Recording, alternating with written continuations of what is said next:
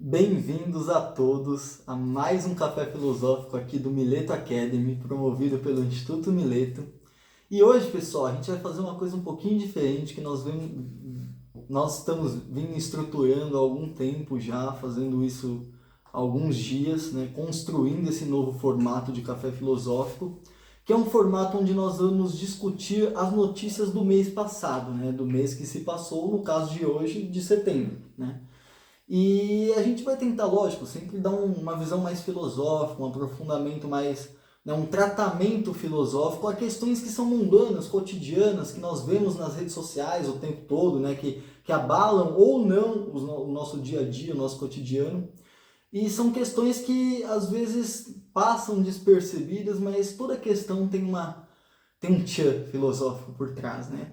E por isso nós queremos fazer essa filosofia do espanto, né? Essa filosofia do dia a dia, do cotidiano e comentar as coisas que acontecem durante todos os nossos meses. Então, você quer falar alguma coisa, professor? Sejam bem-vindos, pessoal, todos bem-vindos aqui a mais um conteúdo do Mileto Academy. Vamos lá, cara. Vamos começar então? O primeiro tema que a gente selecionou, que foi um grande, não vou dizer um choque, né? Porque muita gente não se importa com isso, mas teve muito ruído nas redes sociais, que é o caso, né, não sei se está todo mundo sabendo, mas eu vou explicar, da Luísa Sonza, né, a traição envolvendo o namorado dela, um cara chamado Chico Moedas, que foi exposta ao vivo no programa da Ana Maria Braga, de Rede Nacional, né? A Luísa Sonza leu um texto expondo a traição, né? E isso me remete muito a uma coisa que a gente conversa bastante, que é a espetacularização, não só da traição, né? Mas de diversos, não só de tragédias, mas diversas coisas do dia a dia, desde as mais banais às mais trágicas mesmo, né? E não sei se o professor Lucas pensa diferente, mas entendo que essa espetacularização, no caso, né, da Luísa Sonza, pode ter um tom, né, de marketing aí, né? O Chico Moedas traiu ela numa balada, não importa onde seja, né? E ela descobriu e foi expor, né, em rede nacional. Então a exposição disso em rede nacional é provavelmente o marketing aliado com a tragédia, né? Aconteceu a tragédia, a traição foi real, não duvido dessa questão da traição, né, que possa ter acontecido mesmo, mas a exposição é algo que me chama muito a atenção, né, professor? Porque realmente perdemos talvez o limite ou o que nos protege daquela completa autoexposição, da perca completa da nossa privacidade, né? Principalmente hoje, se você é um famoso, né? Se você mexe com as redes sociais ou é algum tipo de cantor e etc, né? Então, eu acho que vivemos hoje uma espetacularização, desculpa, às vezes trava, muito grande de todos os componentes de uma vida cotidiana, né? E isso é estranho, nosso cérebro biologicamente com certeza não está acostumado com essa autoexposição, e isso traz consequências, né? Nós vemos hoje que a filosofia já é... A filosofia não, desculpa, pessoal. A psicologia, ela já é a fronteira do capital, né? O que eu quero dizer com isso? Ela é onde o capital está ganhando muito dinheiro, tem muita demanda, mas ao mesmo tempo não tem... Como que eu vou falar? Aparelhos tão tecnológicos para lidar com isso, né? Ou seja, o limite da ciência é do capital, né? Que são um combo, digamos assim, né? E a psicologia, apesar de trazer muita receita, ela está ainda engatinhando, né, em suas primeiras descobertas da neurociência, da psique humana.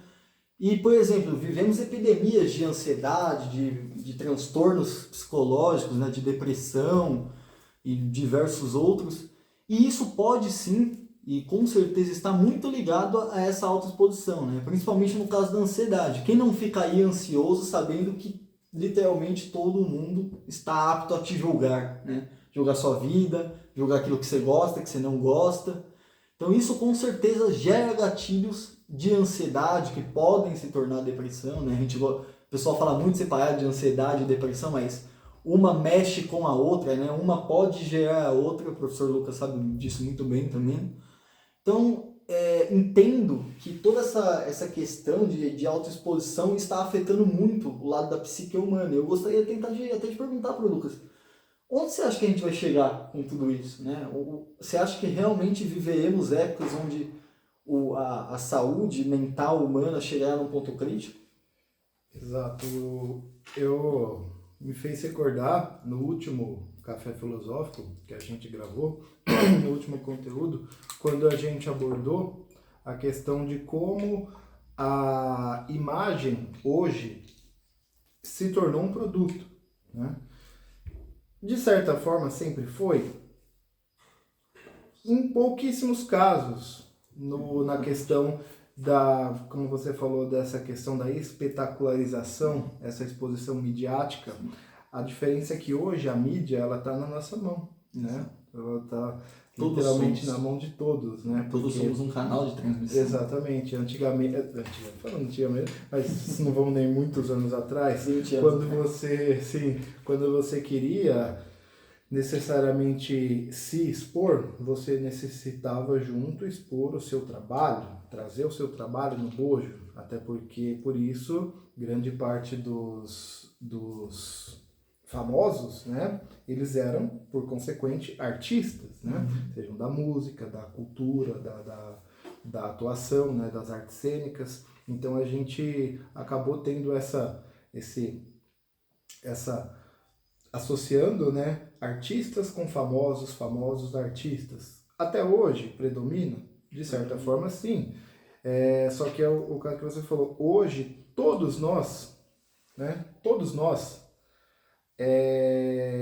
temos mídias na nossa mão. Quando a gente fala do Instagram, do TikTok, do YouTube, eu não preciso mais ir no programa do Faustão no domingo para minha imagem ter um alcance, né? Antigamente o auge de qualquer artista era ir no Faustão no domingo, ou no Gugu, né? Ou no programa da Hebe, era do Ratinho, enfim, para ter um alcance. Hoje eu posso ter esse alcance da minha casa. Surgiu até um novo termo, né? Subcelebridade. Exatamente. Que é justamente quem se refere, quem não apareceu na Globo, mas é conhecido ali por 100 mil pessoas, 200 mil pessoas. Porque quando a gente vê o conceito de celebridade, o que é uma celebridade? É alguém célebre. Alguém célebre é alguém que é bem quisto, bem aceito, né? Então, quando a gente faz... E uma disrupção que acabou... que o crescimento das mídias acabou trazendo junto foi o de que não necessariamente hoje você precisa produzir arte para ganhar notoriedade. Você pode ganhar essa notoriedade produzindo nada, né? Mostrando a sua vida, seu dia a dia. Da minha boca, mostrando a sua vida. Ou seja, se antes alguém que quisesse ter uma certa notoriedade, uma certa fama, né, vamos falar da fama, no sentido, ele teria que ser um jogador de futebol, né? Um jogador, atrás, né? Exatamente, um jogador de futebol, sucesso, tem aquela, sim, ou um cantor famoso, uma banda, ou um ator, uma atriz de novela. Só os melhores dos melhores, teoricamente, é que chegariam lá. Ou seja, traziam, sim, o seu trabalho junto, no bojo. Hoje você pode ganhar uma notoriedade, ganhar um alcance, onde o produto não é a arte que você produz, mas o produto é você mesmo. Sim. É a sua própria vida. É o seu cotidiano. É o seu cotidiano. A sua tragédia, no caso da Luísa Sonza. Né? Exato. É uma traição, é uma dor. Sim. E quando você vê, ela é uma artista, né?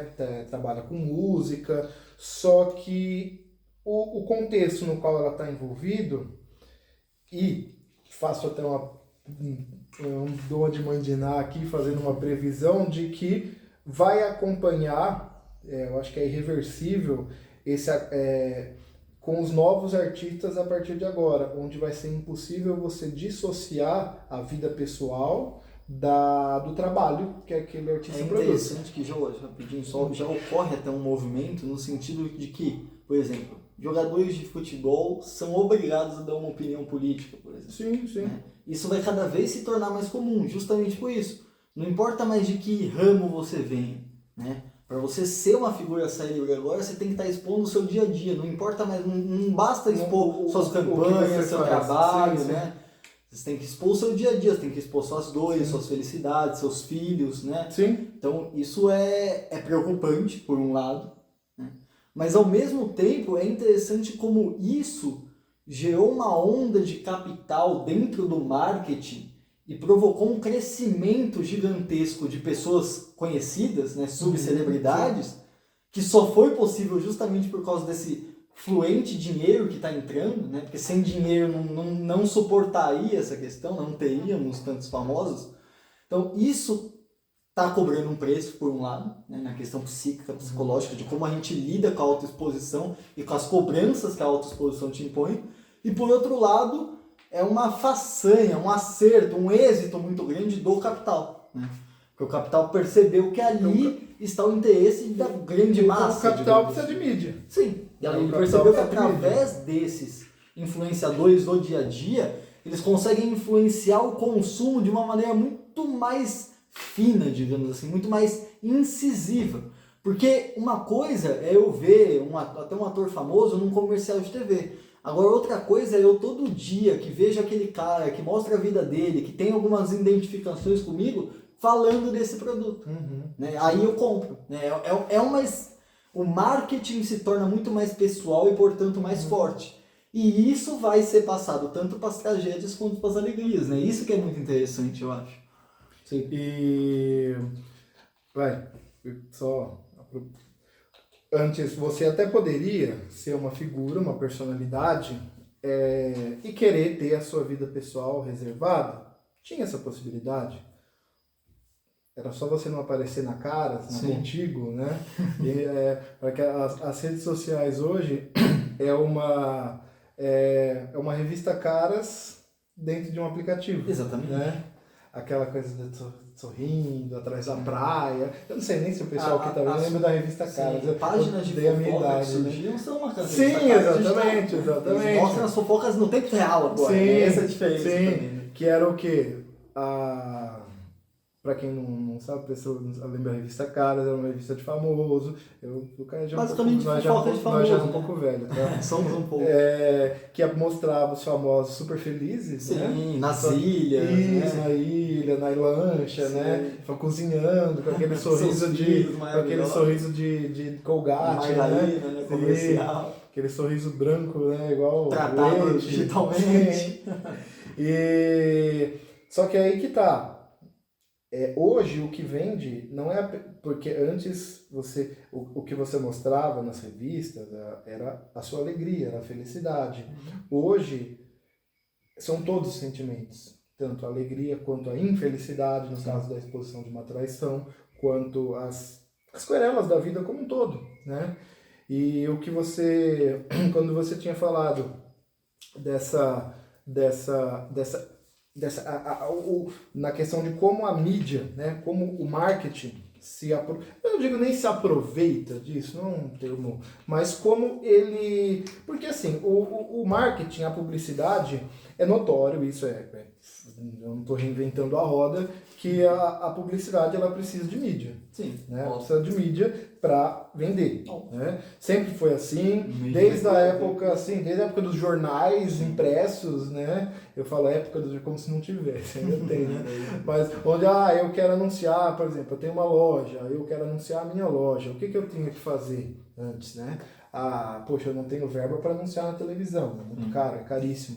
Então, ou eu tinha que entregar panfleto com a minha loja, ou eu tinha que anunciar nos classificados do jornal. Ainda existem essas mídias? Existem. Sim, existem. Mas né? agora é muito mais gourmetizado. Exato. Tanto que na publicidade fala mídia on e mídia off, né? Exato. Então, a mídia off é aquela mídia mais... a mídia impressa, e hoje a mídia on. O que é a mídia on? Não é nem necessariamente eu impulsionar um anúncio no Instagram, mas como eu vou ter famosos que influenciam, por isso os influenciadores, né? Influenciam o quê? Tanto status como um todo, quanto consumo. Exato. Né? Porque e uma coisa, olha só, que negócio doido. Antes, um famoso, ele era contratado para fazer uma campanha publicitária, porque ele era um famoso, porque ele já tinha, a gente sempre viu atores, né, da Globo fazendo propaganda, né, de tudo, de banco, né, de tudo. Da Havaianas, lembra dos comerciais da Havaianas? Que era sempre um ator famoso, né? Por quê? Porque eles eram famosos e, consequentemente, tinham os seus contratos publicitários para divulgar um produto. Hoje, os famosos, eles acabam sendo famosos porque divulgam produtos. Produtos entende-se tanto como bens de consumo, bens materiais, quanto a própria vida. E é por causa disso que eles são famosos, e eles são famosos porque eles divulgam. E quanto mais eles divulgam, mais eles ganham fama, e mais é uma retroalimentação, é um carrossel, uma coisa cíclica. Sem falar de que antigamente, né, por causa dessa dificuldade de chegar numa Globo, de ter sucesso nas artes, existia muito mais uma panelinha, né, um grupinho de artistas que iam ser chamados para a maioria dos comerciais. Hoje isso se abriu de uma forma, né, que hoje, por exemplo, se eu tenho um videogame para vender, eu não quero falar com a senhora de 60 anos, né? Claro que podem existir senhoras de 60 anos que gostem de videogames, mas é um público pequeno. Né? Então eu vou falar com um público nichado. Então eu vou escolher o influenciador que já fala com esse público. Eu não vou pôr o Cauã Raymond que não joga videogame. Concorda? Sim. Então isso abre o nicho a possibilidade, na verdade, do marketing se nichar de tal forma que hoje já é irreversível, na verdade. Nós não aceitamos mais uma propaganda que não seja nichada. Né? Não existe mais o produto que atenda a todos, existe só o produto que atende a você agora. Correto? Então a personalização do marketing tem, como eu falei, umas consequências muito pesadas, né? Essa questão de você não ter mais sua privacidade, mas por outro lado abriu uma porta de dinheiro mesmo, no sentido econômico, que está fazendo digamos que uma reestruturação econômica, não só no Brasil, mas no mundo inteiro, que nunca ocorreu. Porque hoje existe muita gente ganhando muito dinheiro com a internet. Né? E você não precisa ser um sucesso de 40 milhões de pessoas. Né? Se você tiver um público engajado, que seja de 50 mil pessoas, você já tem a capacidade de ganhar muito dinheiro, tanto com a venda de algum produto, quanto com anúncios, né? Você divulgando alguma coisa, né? Principalmente se for um canal nichado, certo? Então isso está fazendo uma estratificação econômica que, na minha opinião, é sem precedentes, né? Eu acho que nunca houve algo tão rápido e tão brutalizado, né? Tão puro nesse sentido. Isso é muito interessante. Mas voltando aqui, professor Lucas, para o nosso... Né, a gente começou lá na Luísa Sonza, a espetacularização da traição e tudo mais, e eu gostaria de entrar um pouco nesse assunto das relações entre os famosos, tá? Porque isso é um outro ponto que eu levantei, que em setembro começou até a se falar, né, nas redes sociais sobre... Porque famoso sempre namora famoso. Exato, não só isso, né, mas muitos famosos começaram a terminar em sequência em setembro, não sei o que ocorreu aí, sei lá se todos decidiram juntos, sei lá o que eles fizeram. Mas aí que tá, será que muitos começaram a terminar? Ou será que a mídia foi focada para os... Não sei, aí é uma questão que a gente teria que mapear, a gente só conseguiria saber se mapeasse, né? Mas como eu não mapeei, eu tô falando da impressão que passa pro público, né? Então assim, nós temos a Sandy, né, que terminou um casamento super duradouro. O Lucas Lima. Lucas Lima. Temos Alexia e o Guimê, tem... Ana Castela e Gustavo Mioto, que são símbolos do sertanejo hoje. Que namoraram incríveis 2 semanas. Exatamente, né? O Chico Edson e a Luísa Sonza foi literalmente um mês, entendeu? Mas assim, como funcionam essas relações, né, amorosas, afetivas entre os famosos? Porque a gente percebe claramente que não funciona como as nossas. Você não larga assim... Fala, pode. Não, pode. Não, porque eu penso assim... A gente não vê, assim, por exemplo, nossos grupos de amigos, né? Às vezes você pode ter, sei lá, conhecer 50 pessoas, digamos. Não acontece essas coisas, não termina todo mundo ao mesmo tempo, não tem essa troca de parceiros, esse intercâmbio, né? Isso parece que é algo que está muito mais ligado a não celebridade, mas também ao dinheiro, né? A gente vê muita perversão mesmo no sentido de líbido, né? Uma líbido muito extravagante, não só em atores famosos, mas também com empresários que são muito ricos, né? Que às vezes tem também são fetiches famosos, também se tornam famosos de certa forma. Mas eu acho que a noção de relação afetiva, e principalmente sexual, né, para as classes mais altas, digamos assim, mais abastadas financeiramente e de maneira, né, reconhecidas pela sua celeridade, eu acho que a questão do amor funciona um pouquinho diferente, né, do que o famoso Roland Barthes vai falar, né, daquele primeiro ano onde a paixão torra e depois sim começa a nascer o amor, né? Então eu queria até te perguntar, que você acho que entende mais do amor do que eu, não é tanto o meu foco, mas o que você acha, como funciona o amor dentro desse intercâmbio de famosos, digamos? Me fez lembrar um episódio dos Simpsons, que eu não lembro de qual Clássicos. temporada que eu adoro, muita referência boa. Bom. Em tudo, muita referência inteligentíssima nos episódios. Aí me fez lembrar, não lembro de qual temporada, também não lembro, que o Homer e o Bart estavam. E aí o Bart tinha. Enfim, não lembro ao certo, mas me fez lembrar de um negócio que o Bart tinha feito, e aí acabou em 2, 3 dias. Aí o Bart comentou comigo e falou assim: pelo menos durou mais que o relacionamento dos famosos, né? E então, isso é um padrão que a gente identifica não só no Brasil, nos Estados Unidos principalmente, que é onde está os holofotes, né, da mídia, em Hollywood, mas no Ocidente como um todo, e até no mundo, eu uso dizer, né? E quando você me falou, por que parece que o relacionamento dos famosos, eles não são duradouros, né? E é fato, quando a gente pega para observar casos mais específicos, dificilmente você consegue me citar um relacionamento entre famosos que durou, ou que vem durando 10, 20, 25 anos. São poucos, cara. Né? São poucos. E quando terminam, as pessoas falam que acabou o amor no mundo, né? Porque... Exato. E eu até acho, eu até vou...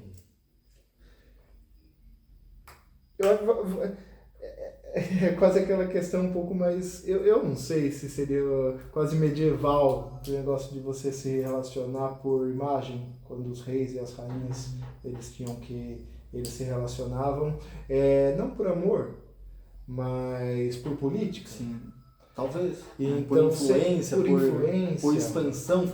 O famoso, a palavra hoje que eles usam muito é furar a bolha, né?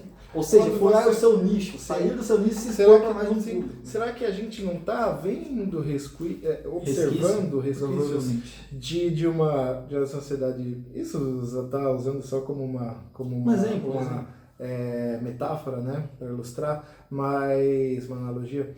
Mas quando a gente observou na história, né, o casamento entre duques, reis, príncipes, princesas, rainhas, duquesas por política. Acho bem possível.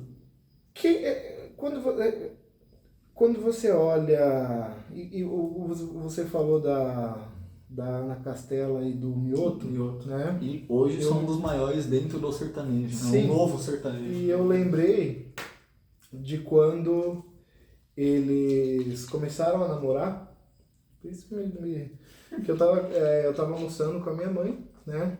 E aí ela falou, a Ana Castela, a cantora lá, tá namorando um outro cantor também. Aí eu falei, eu não tava, sabe, não tinha visto ainda, minha mãe tinha acabado de ver, ela adora acompanhar essas.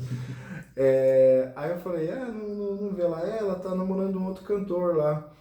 E aí, depois, esse outro cantor, minha mãe não conhecia. Minha mãe conhecia a Ana Castela. Só que eu não conhecia esse outro cantor, que era o Gustavo Mioto. Vocês passaram a conhecer desde então. E os outros passaram a conhecer. E eu fiquei na curiosidade, quem que ela tá namorando? Eu fui lá e ver quem era.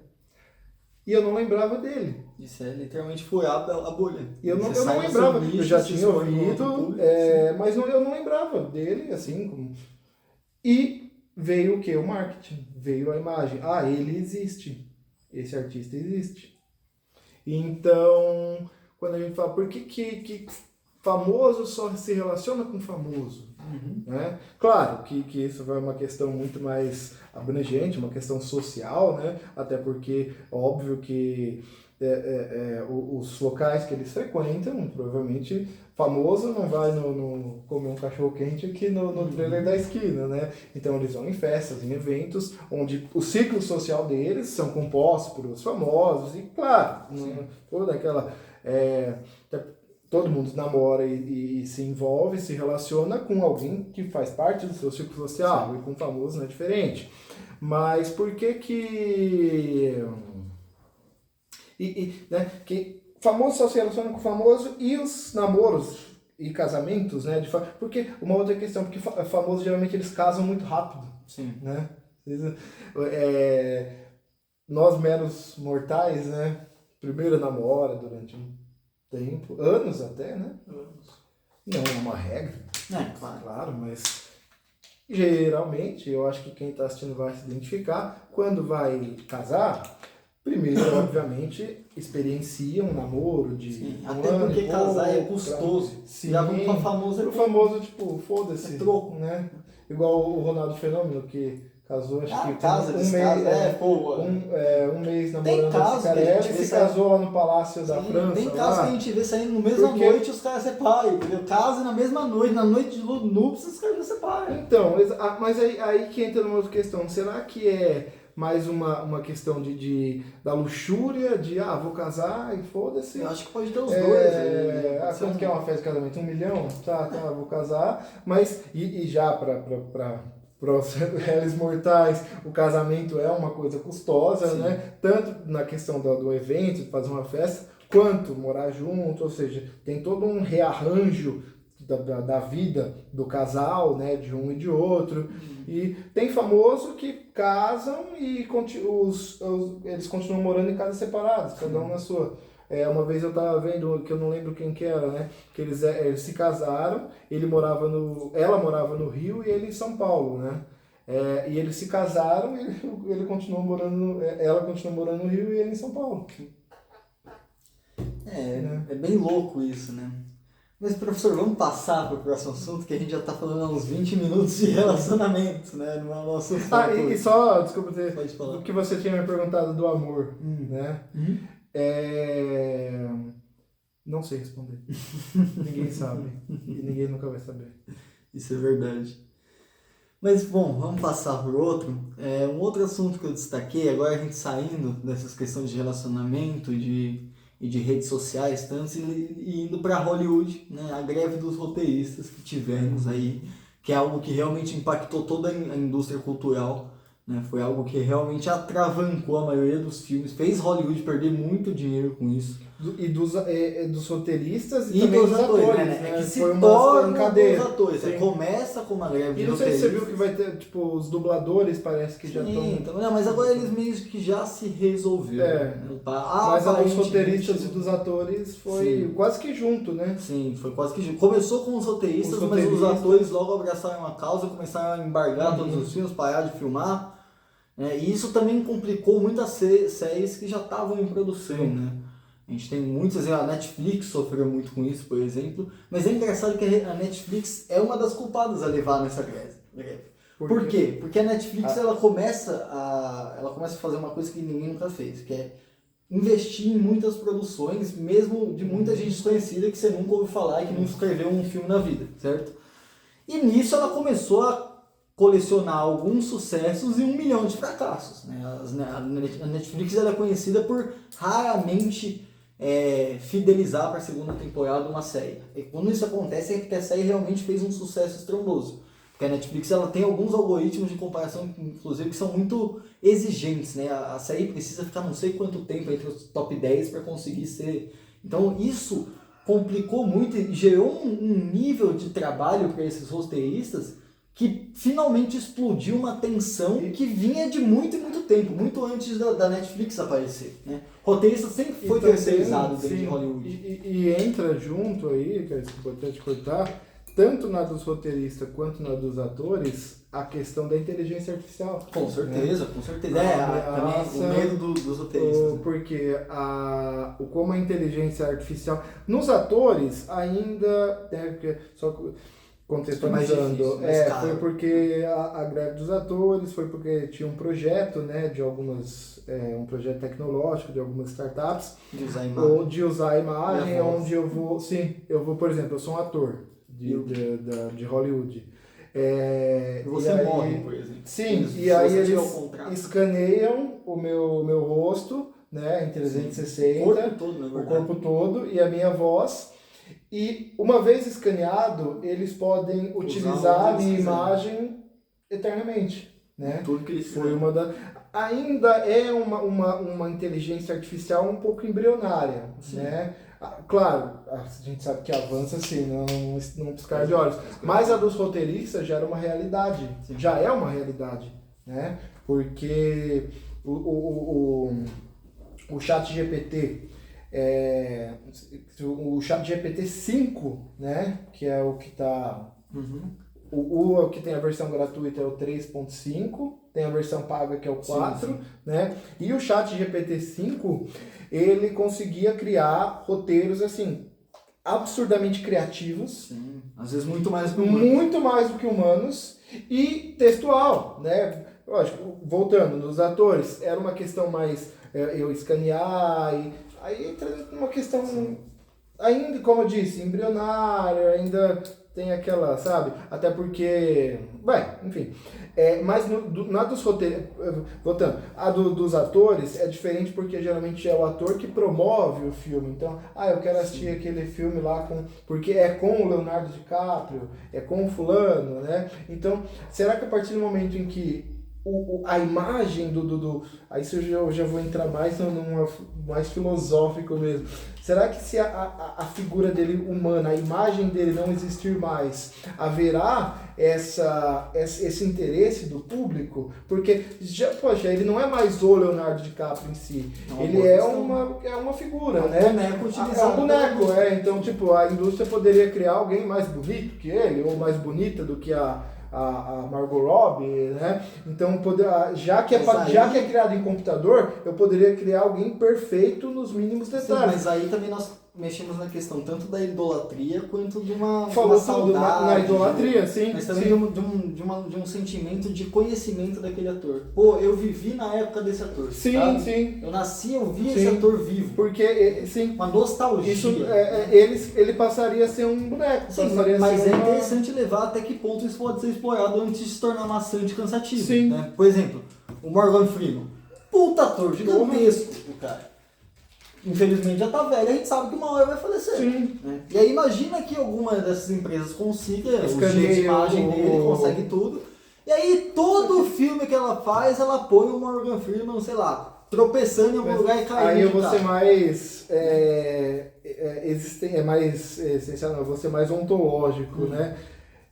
Ele não seria mais o Morgan Freeman. Não seria. Mas a imagem é do Morgan Freeman. Mais fenomenológico, Sim, né? mas agora eu te pergunto imagina que ela realizou fazer uma piada onde todo filme o Morgan Freeman vai tomar um capote tropeçando numa pedra, por exemplo. Todo filme que você for ver dessa produtora vai ter em algum momento do filme esse capote do Morgan Freeman.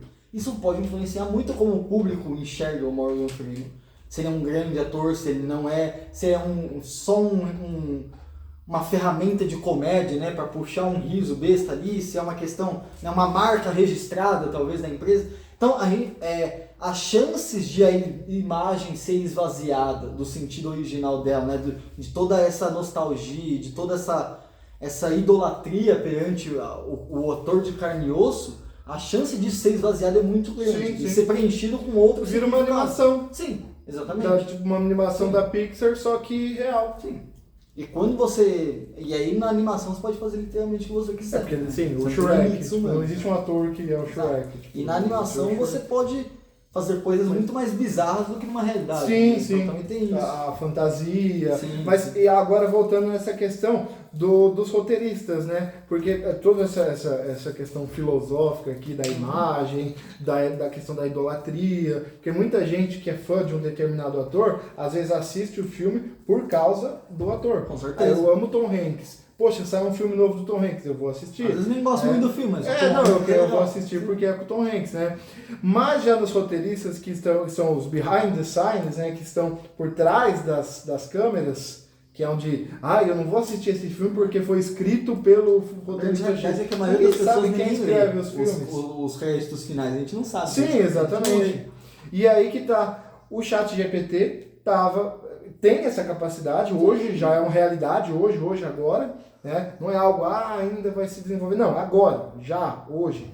Sim. Posso pegar meu computador, abrir, entrar no ChatGPT 4, que já é o mais o seguinte, e fazer um roteiro. Sim, de teatro, de filme, de um roteiro. Os roteiristas fizeram pressão e conseguiram barrar agora, até porque os atores ajudaram, conseguiram segurar, proteger seus empregos.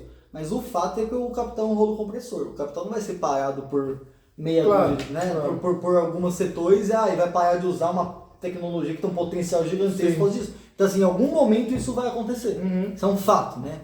O que a gente está postergando é para que essas pessoas, né, vivam suas vidas e consigam se orientar em outro tipo de nicho, né? Provavelmente não virão novos. Provavelmente não, né? Vai ser difícil você ser um novo roteirista. Vai ter que ser muito bom, vai ter que ser melhor que uma inteligência artificial. Mas acho que... E como isso, só pegando, como isso acaba fragmentando para jornalistas, escritores, com certeza. Professores, com certeza. Designers também, né? Até então, uma arte, né, uma arte digital principalmente, a gente tem inteligências artificiais hoje, o Midjourney, o Leonardo.ai, né, que fazem artes que antes eu tinha que contratar um freelancer. Eu falava, olha, eu quero um panda chupando um picolé de uva, vestindo uma camiseta do Corinthians, né? Eu tenho que passar o brief. Olha, eu quero um panda chupando um picolé de uva, vestindo a camisa do Corinthians. Aí o cara ia lá e ia desenhar. Hoje eu posso dar esse comando chamado de prompt, né? Pro Midjourney ou para outra inteligência artificial, que tem muitas. E eles criam na hora. E cria na hora. Várias opções para escolher. Sim, vários tipos de artes. Vários tipos de artes, com vários estilos, né? Então, a questão, eu acho que assim, daria até um novo, se a gente fosse se debruçar, talvez, daria um curso, daria um novo café aqui só pra gente entrar nos pormenores da questão da inteligência artificial e da questão ética da arte, de como ela... Porque se você for ver hoje... A inteligência artificial consegue fazer trabalho. Se eu for listar aqui, a gente vai falar sempre. Jornalista, escritor, roteirista. Potencial ela já tem para tirar grande parte da humanidade do trabalho. Marqueteiro, tudo. Advogado, contador. Não demora muito para ser filósofo também. Exato. Sim, assim como tudo, né?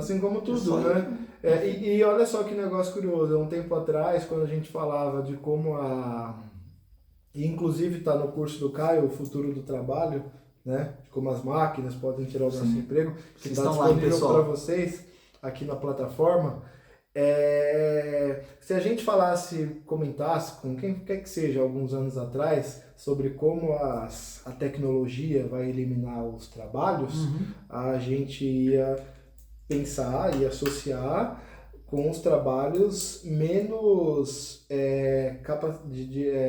que exigiam menos capacitação, as linhas de produção, né? Como as máquinas estão tomando lugar lá nas linhas de produção, ou seja, os trabalhos menos capacitados, quando na realidade aconteceu o oposto. A inteligência artificial está tirando o trabalho altamente especializado. Né? Advogados, contadores, designers, trabalhos, ou seja, que exigem um alto grau de instrução, criatividade. E digo mais, viu? Por exemplo, hoje você já tem vários tipos de robôs que fazem operações minuciosas, né? Em pouco tempo, provavelmente, a inteligência artificial consegue controlar esse robô de uma maneira muito mais sofisticada do que um humano. Tá? Então, assim, provavelmente tudo vai se tornar por meio da inteligência artificial, né? todos os serviços, pelo menos. E isso vai se tornar um problema no trabalho, mas enfim, aí a gente pessoal, tem uma revolução no capital, até eu diria. com certeza, mas Porque aí precisa de alguém pra assistam o meu curso lá que a gente debate um pouco mais sobre Porque isso. quem que vai consumir? Sim, Quem sim. que vai manter tudo isso? Ou vai dar um pane ou a gente vai ter que reinventar o conceito de trabalho, esse é o fato. Tá, mas enfim, pessoal, pra gente agora já ir para nossa último de hoje, o último tópico que eu selecionei para setembro, que é um tópico um pouco mais delicado, talvez, né? Afronta a moral e os bons costumes de muitas pessoas, que é o fato desculpem a palavra, mas é como foi divulgado, né? Que é o punhetaço que aconteceu nos jogos de medicina de uma faculdade, né? Onde homens se juntaram ali, acho que foi 4, 5 homens, abaixaram suas calças e começaram a se masturbar para as meninas que estavam jogando vôlei, né? Acho que de início, assim, o que a gente pode pensar sobre isso é uma completa repulsa, né? Pelo ato em si, né? Mas o que se esconde atrás do ato? Eu acho que é interessante talvez a gente pensar nisso, né? Como é formado o ambiente de jogos universitários, né? E como talvez os homens estejam sendo mais culpabilizados por seus comportamentos escrotos, de certa forma, mas do que as mulheres quando também têm comportamentos semelhantes, né? Porque o mesmo caso aqui, eu gostaria até de ressaltar, né? No mesmo lugar que aconteceu esse punhetaço, também teve um vídeo de uma menina que, enfim, derramava bebida pelo seu corpo e deixava isso cair na boca de outros moleques, o corpo dela estando nu, tá? Então, assim, esse caso não foi divulgado pela mídia, né? Não foi alardeado tanto quanto o dos homens, né? Nesse caso. Então, assim, a gente já vê que claramente, mediaticamente, um faz sentido e outro não, né? Mas para além disso, né? Também não é a questão de falar que um tá errado ou não. A questão é, o que você acha... Vou começar perguntando para você, professor. Mas o que você acha que gera esse comportamento mais, talvez, libidinoso, mais devasso dentro da universidade, né? Porque nós sabemos, não é nesse lugar que aconteceu isso, né? Não vamos ser inocentes aqui. Qualquer um que fez faculdade, foi para algum tipo de jogo de faculdade, sabe que é um lugar que os jogos são só uma desculpa, né? O que está lá é bebida, sexo e drogas, esse é o fato, né? Todas as universidades brasileiras são assim. Né? Então a gente não pode ficar de hipocrisia fingindo que é um jogo, né? Então, mas por que você acha que esse ambiente ocorre, professor? Em primeiro lugar, né, foi sim um ato ridículo, sim. Né? Principalmente porque, assim, quando... beleza, se for... vamos falar o português claro aqui, se o objetivo é putaria, que pelo menos seja consentida. Sim, né? de fato. Nesse Agora, caso não foi, né? Nesse caso duvido não muito foi. que as meninas de vôlei pediram para isso Exato, acontecer. né? Quando duas pessoas, independente do sexo... Um grupo. Não, o que eu falo, quando, por exemplo, duas pessoas, ou um grupo até, que seja, uma mulher, só, enfim, indiferente, há uma relação consensual, é uma coisa completamente diferente. Sim. Só que a partir do momento em que isso parte de um grupo, né, aí a gente já vê uma coisa totalmente fora E como você falou também, é uma coisa... Todo mundo sabe que em muitas festas universitárias, né, bebida, drogas e sexo rola solto, mandatório. Né? É o que tem.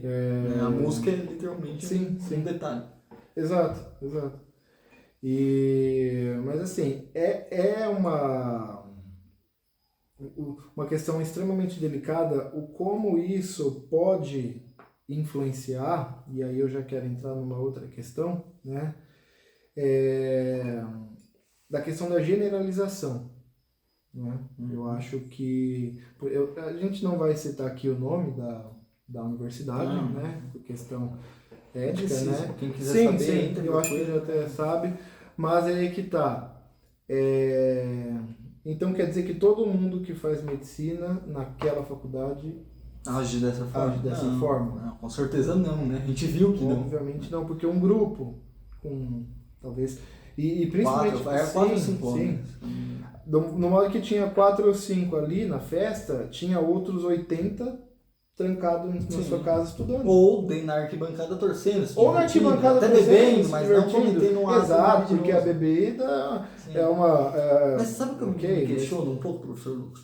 O quanto a nossa cultura, nossas músicas aumentam isso, né? Porque as músicas a gente sabe do que fala hoje, né? É quica pra lá, senta pra cá, rebola, né? Bate, xinga. Então, quanto isso culmina dentro da universidade, né? Nesses casos mais extremos, assim. Isso eu me questiono bastante, né? Qual o papel da nossa cultura, qual é o papel da cultura? Não é só na universidade, aí eu já... Não é só na universidade. É na sociedade como um todo. Sim, mas né? eu digo assim, a universidade é um ambiente onde os hormônios estão à flor da pele. Jovens, sim, né? sim. Então uma cultura que explore isso vai ser muito mais aceita e muito mais efetiva do que dentro de uma sociedade geral que não é tão... Dificilmente um grupo da faculdade com pessoas jovens de 18, 19 anos... vai fazer essa... Eles vão... Não, dificilmente, tipo...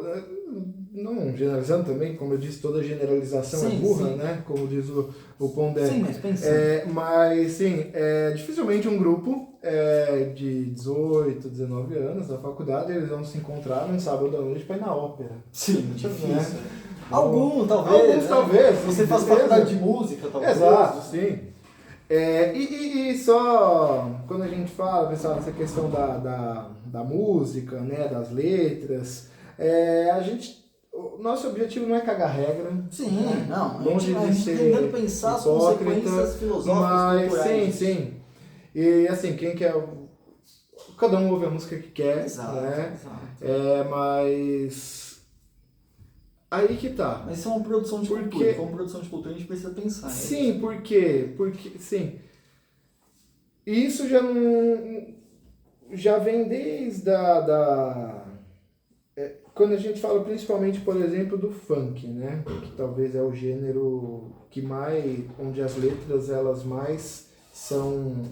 porque a gente tem as fases do funk, o pop hoje também tá chegando no funk. O pop também, mas a gente vê as fases do funk, né? Teve o funk romântico, né? Sim. O funk melódico lá dos anos 90. Veio pro Proibidão. E aí o Proibidão, né?